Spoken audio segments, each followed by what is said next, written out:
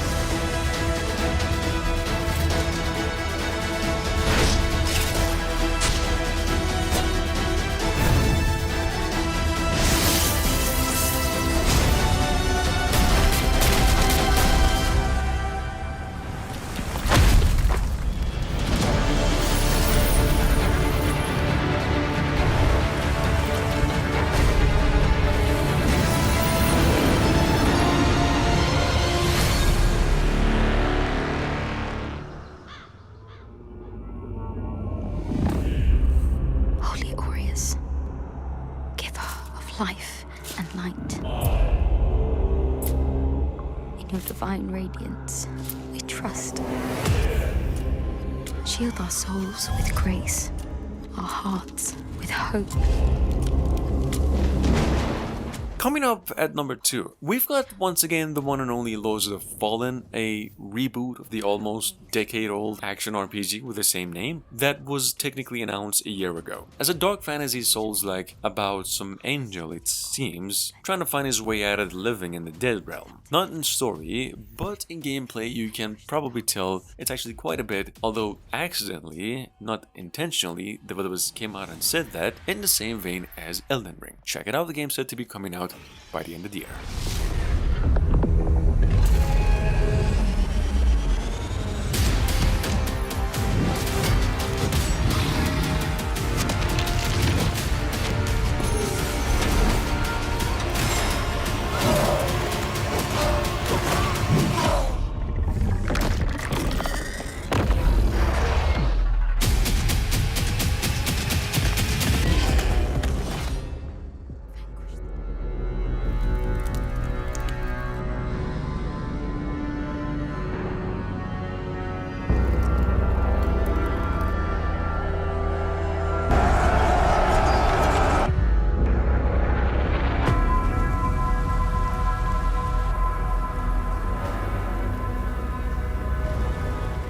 Bleak Faith Forsaken, which is just literally the oldest Souls-like game in development out of a Kickstarter and then a Patreon campaign, is now finally coming over to PCs, PS4 and Xbox One at the very moment though, March 10. Possibly at a later date for next generation of consoles as well. And you might want to know, Bleak Faith is actually packed as a cyberpunk and a dark fantasy Souls-like, lit in an open world in which you play the role of an omniscient sky entity trying to protect what's left of humanity.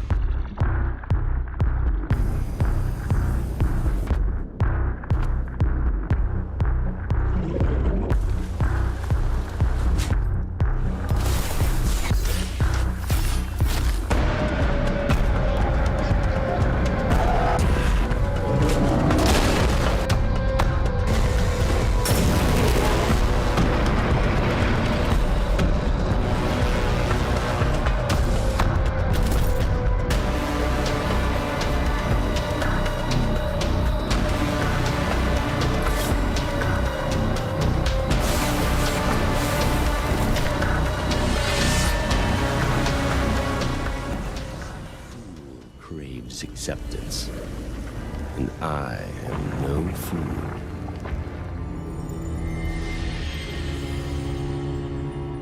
Fireshine Games just came out with the news that Lies of P is now coming to both generations of consoles and PCs, except Switch, though around August this year, which could actually go up to September or a month later, if any more time was acquired, which is most of the time the case of further polish. Lies of P, I've mentioned a dozen times before on the channel, is one of the most anticipated Souls-like games in which you play as Pinocchio. Game's actually available for pre-order right now. Magnificent. This blessing for those who dare seize it. This key to a new paradigm, a new world. This moment to silence the fools forever. This is Ergo.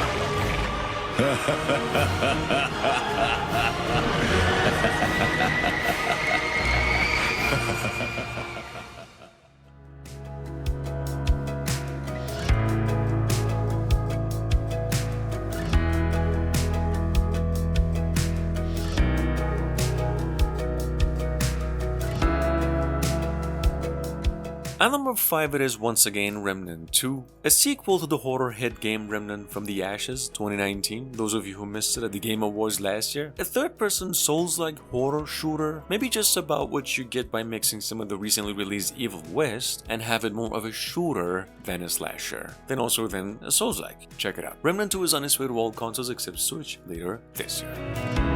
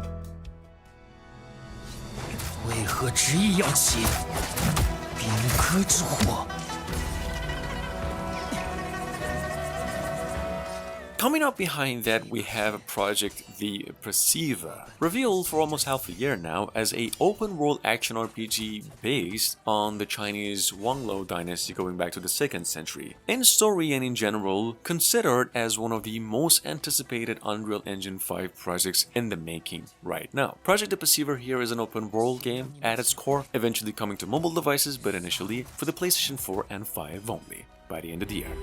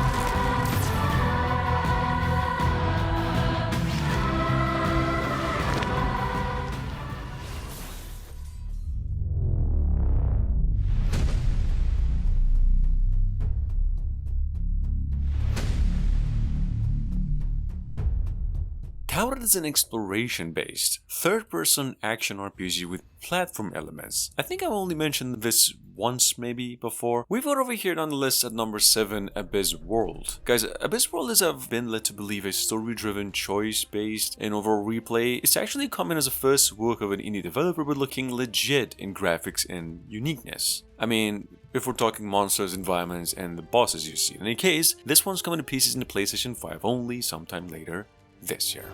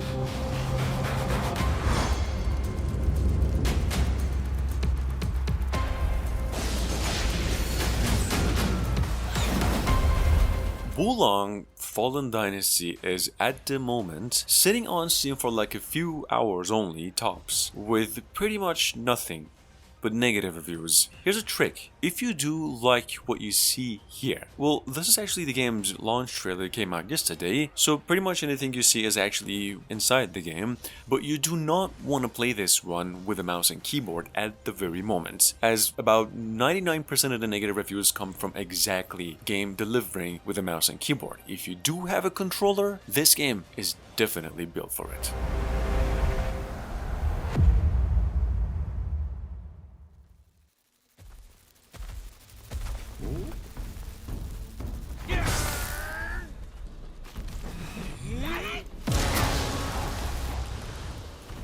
Regarded as the biggest game project out of China in the making. I mean, it's either that or Honor of Kings World, but Black Myth Wukong, which is an open-ended action RPG hack and slash, of course, Souls-like, is now releasing mid to late 2024. That will be around summer actually. That's just in case you were waiting for a quick reminder. This game is also an adaptation of the Chinese novel Journey to the West and has received more than enough interest since its reveal.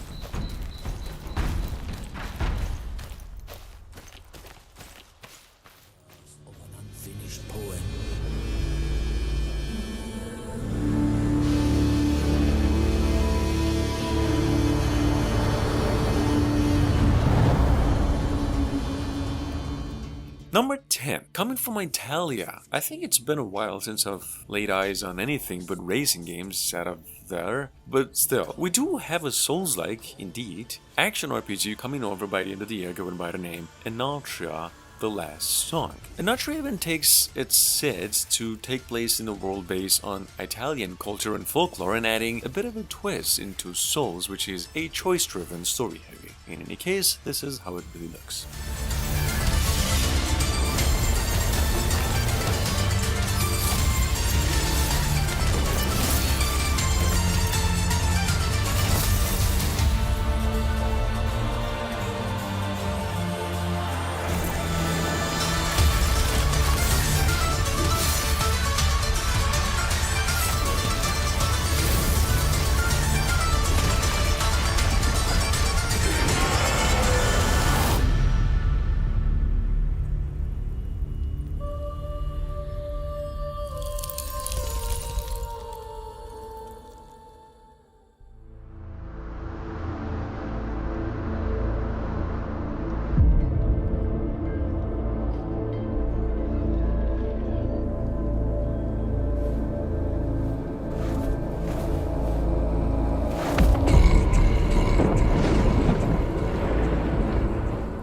About half a year ago, we just come across a totally brand new indie studio revealing what is to be their totally brand new story-focused Souls-like action RPG going by Nazralath, The Fallen World. Well, something taking cues from the Dark Souls game in general, specifically 3, set in an open world setting with a heavier focus on atmosphere. In any case, this game said to be coming to PCs only sometime later this year, if we're lucky.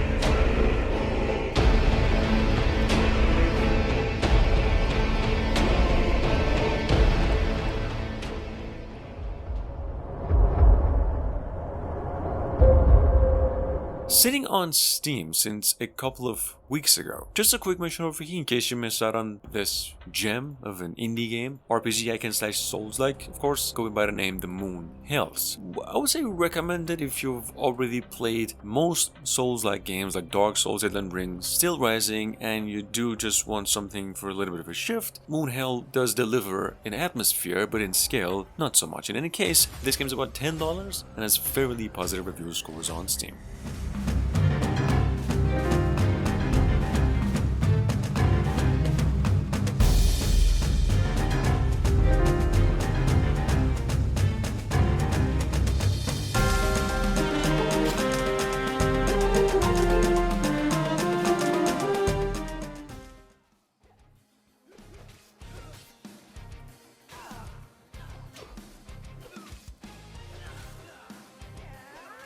Stray Blade, however, God knows how long it's been for even a release window to hear about. Just went on and got itself a new trailer, reconfirmation that the game is coming to PCs, PlayStation 5 and Xbox Series X, April 20th this year. Stray Blade's coming from the famous publishers 505, a new developer actually going by Point Blank. This is an action RPG, of course, at basis, a narrative-driven fantasy.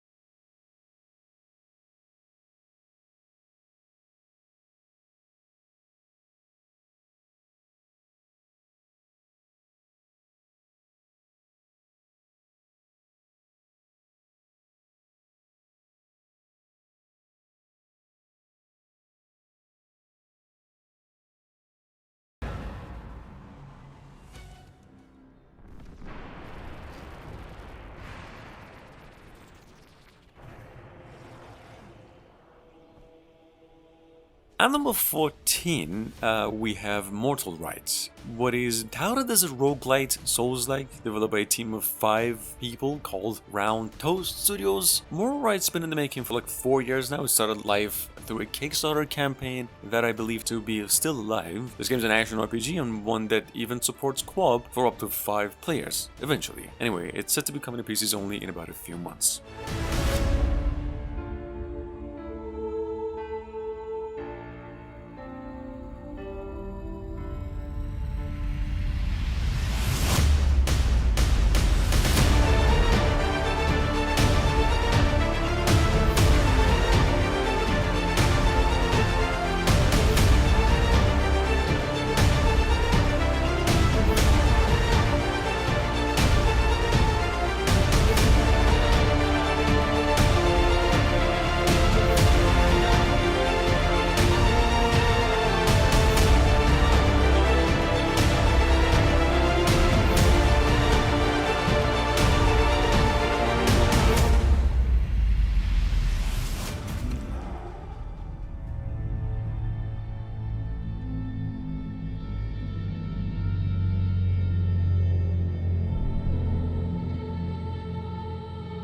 Make of thyselves that which ye desire.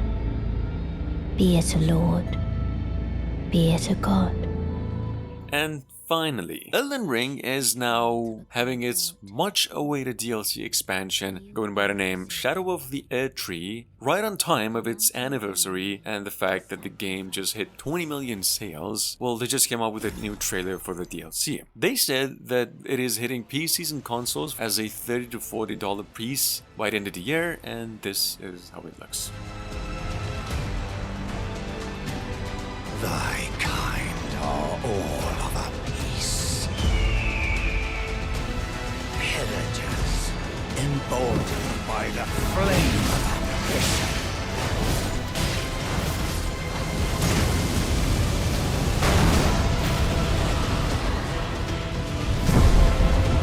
Champions, welcome! A celebration of war! Festival!